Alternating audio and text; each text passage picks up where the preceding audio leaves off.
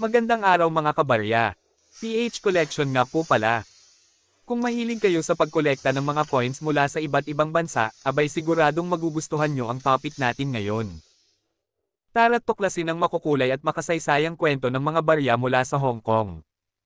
Bakit nga ba nakakatuwang kolektahin ang mga ito? Ano-ano ang mga bihirang coins nila? At anong mga trivia ang siguradong hindi mo pa naririnig? Samahan niyo ako, at sabay-sabay tayong pumasok sa mundo ng Hong Kong coin collecting. Alam niyo ba na ang unang opisyal na barya ng Hong Kong ay inilabas noong 1863 pa? Ito ay panahon ng British colonization, kaya't maraming coins ng Hong Kong noon ay may mukha ng British monarchs tulad nina Queen Victoria, King George VI, at Queen Elizabeth II. Ang mga lumang barya na ito ay tinatawag na British Hong Kong coins, at isa sila sa mga pinaka-inaasam ng mga coin collectors. Ang unang isang cent coin ng Hong Kong ay gawa sa tanso at may butas sa gitna, parang mga sinaunang Chinese cash coins.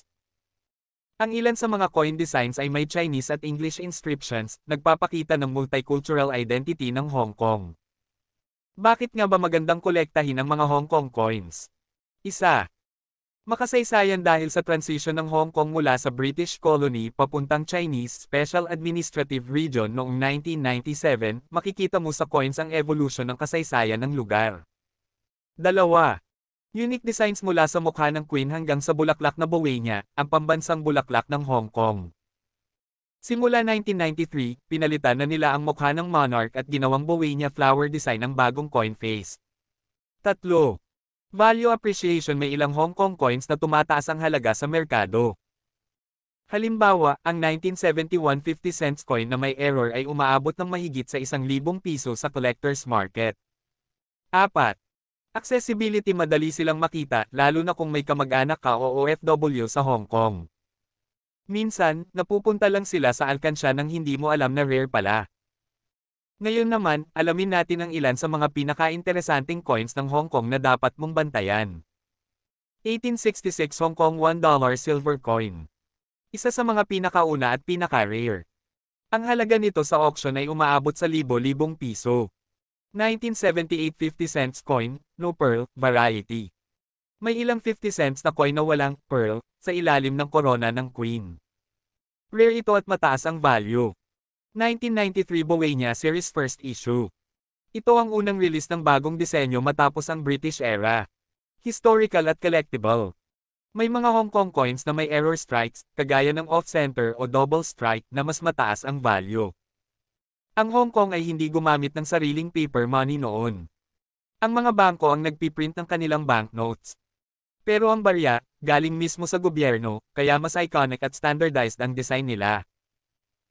Kung gusto mong magsimula sa koleksyon ng Hong Kong coins, heto ang ilang tips. Simulan sa circulation coins. Yung mga nakikita mo lang sa palitan ng pera mula sa Hong Kong, kolektahin mo na agad. Baka meron ka ng rare. Huwag linisin ang coins.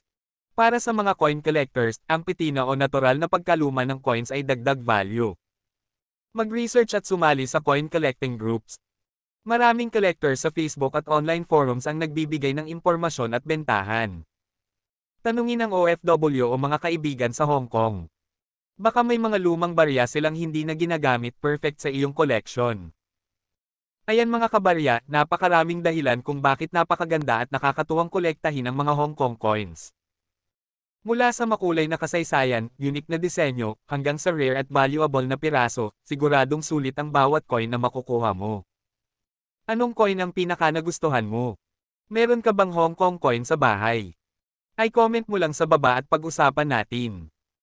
At syempre, huwag kalimutang i-like, share at subscribe para sa mas marami pang kwento at trivia tungkol sa mga barya mula sa iba't ibang panig ng mundo mga kabarya. Hanggang sa muli. Sa bawat barya, may kasaysayang nakatago. Paalam mga kabarya.